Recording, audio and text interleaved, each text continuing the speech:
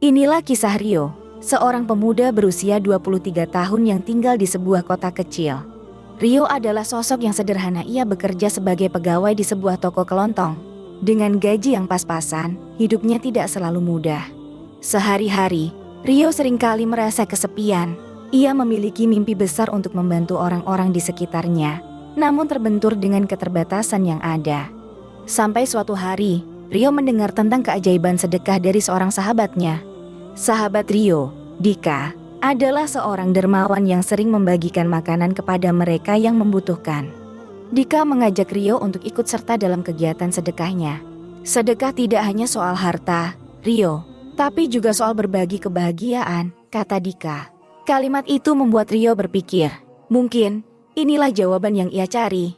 Rio memutuskan untuk mulai melakukan sedekah. Meski dengan keterbatasan uang, ia mulai mengumpulkan makanan dari sisa-sisa di toko dan membagikannya kepada orang-orang yang membutuhkan. Setiap kali ia memberikan makanan, hatinya dipenuhi kebahagiaan. Rio merasakan perubahan yang luar biasa di dalam dirinya.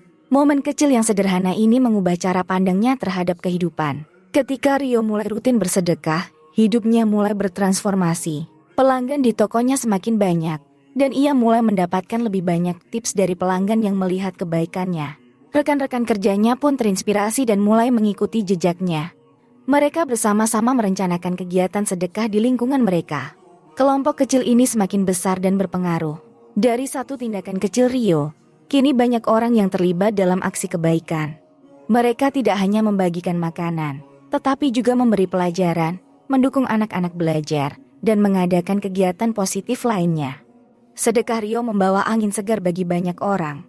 Ia tidak hanya memberi, tetapi juga menerima cinta dan rasa syukur dari mereka yang terbantu. Setelah mengalami semua ini, Rio menyadari bahwa sedekah bukan hanya tentang uang atau barang, namun lebih kepada kepedulian dan cinta yang kita berikan kepada sesama. Ini adalah bentuk investasi kebahagiaan yang tak ternilai. Ia mulai menulis semua pengalaman dan pelajaran hidup yang ia dapatkan dari kegiatan sedekah ini. Ia ingin membagikannya kepada orang lain agar mereka juga bisa merasakan keajaiban yang sama.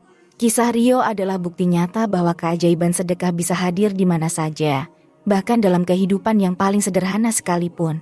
Jadi, sahabat, mari kita mulai peduli, berbagi, dan bersedekah. Karena setiap tindakan kecil kita bisa membawa perubahan besar bagi orang lain. Ingat, kebaikan yang kita tanam hari ini akan kita tuai di masa depan.